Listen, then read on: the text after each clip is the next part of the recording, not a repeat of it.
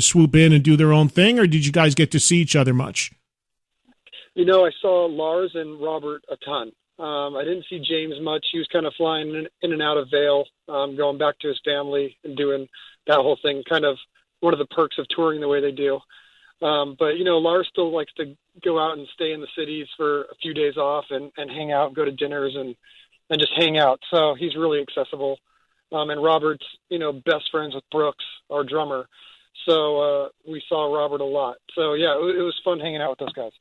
Yeah, I don't know if you know this, but Brooks and Robert played together on this record by this guitar player that used to play with Ozzy, Joe Holmes.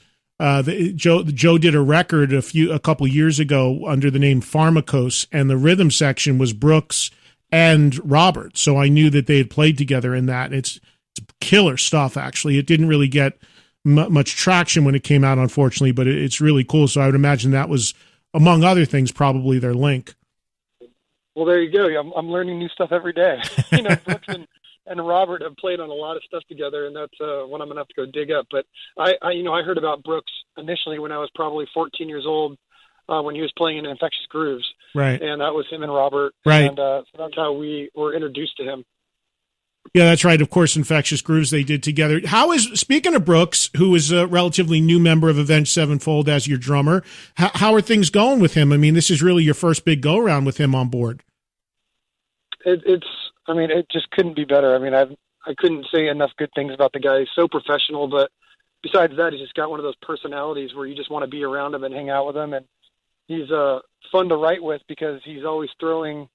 I mean, you can just kind of turn up the crazy factor, and you can kind of move it however you want. Like what kind of rhythm do you want or what kind of beat, and you can just kind of say crazier, and he's just going to get off the wall, which is pretty cool because it's all. He's been playing drums his whole life, and he's just from such a talented family, and his brother's so talented, and his dad's talented. So it's one of those things where he's just like the perfect match for us, and it's been brilliant. And how does he tackle the older material from you guys? Like, I imagine, especially as a drummer, he's probably got to play it pretty close to how it was originally recorded, right? Yeah, I mean, he was definitely a fan of Jimmy's style, and so he's playing that stuff pretty faithful. But at the same time, when he plays live, he's turning around some beats and he's throwing some different grooves in there, and he's starting to really, add some of his own fills and maybe some of the breaks where there weren't drums before. And it's pretty exciting stuff because he's really turning into his own stuff, which has been kind of our plan the whole time, was to let him spread his wings a bit and make the songs his own, so he feels completely comfortable up there every night and energized to play the set.